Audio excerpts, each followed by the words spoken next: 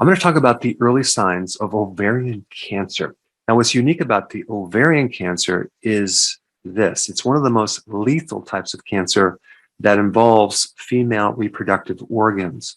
Over 300,000 women get this cancer every single year in the US, and 200,000 of them don't make it. So early detection or even prevention is the key. But before I get into it, I really need to tell you something. And this involves the decision of whether or not to get chemotherapy. Now, just realize I'm not telling you to do one way or the other. I just want to give you the data.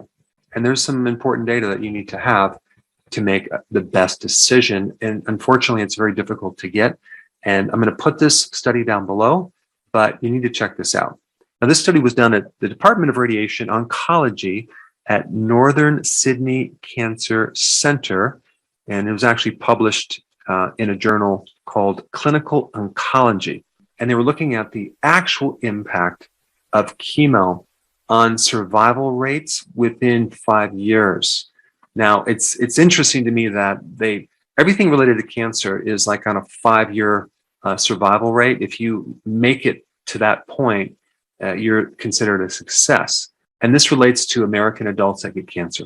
This is what they found. The people that opt for chemo only have a 2.1% increase in survival compared to people who don't opt for chemo.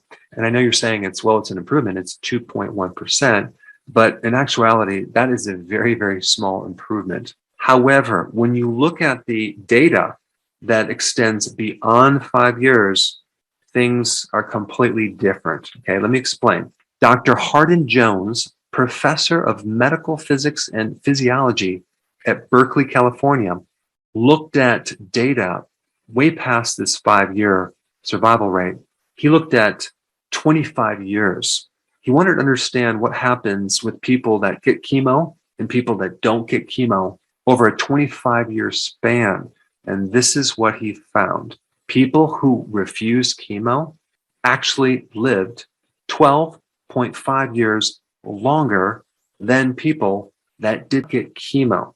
That's incredible data. But this is my disclaimer. I'm not telling you to get chemo or not to get chemo. I'm just giving you the data. And I highly recommend you read the data down below. But my question is always, why?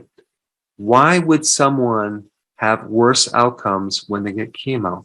And the answer is the cancer treatment, chemo, has side effects of getting cancer, other types of cancer down the road, a reactivation of the original cancer that you had down the road. I mean, think about it. They're putting chemicals that destroy your cells, that can alter things, that can damage the mitochondria. I mean, this is just important data in you evaluating what to do or what not to do. What are the early signs? Number one, persistent pelvic and abdominal pain and cramping.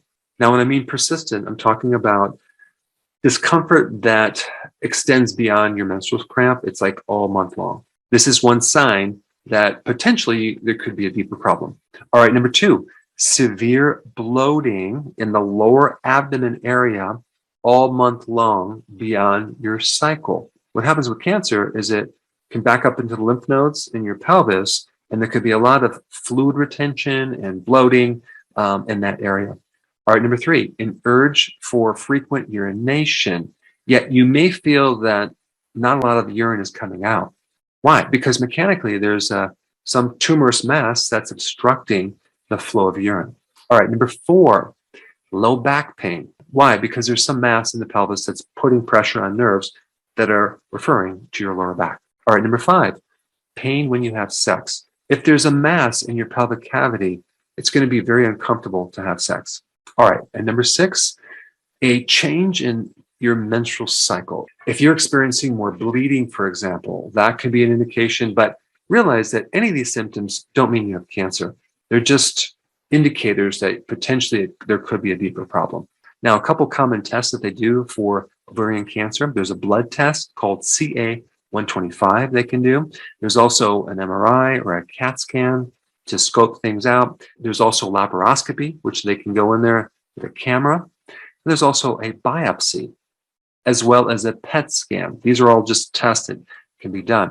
Now, relating to ovarian cancer, okay, which usually happens when you have estrogen dominance, there's a very important mineral, trace mineral, that could help you, okay, decrease the risk for this cancer, and even improve things if you catch it very early. And that trace mineral is iodine.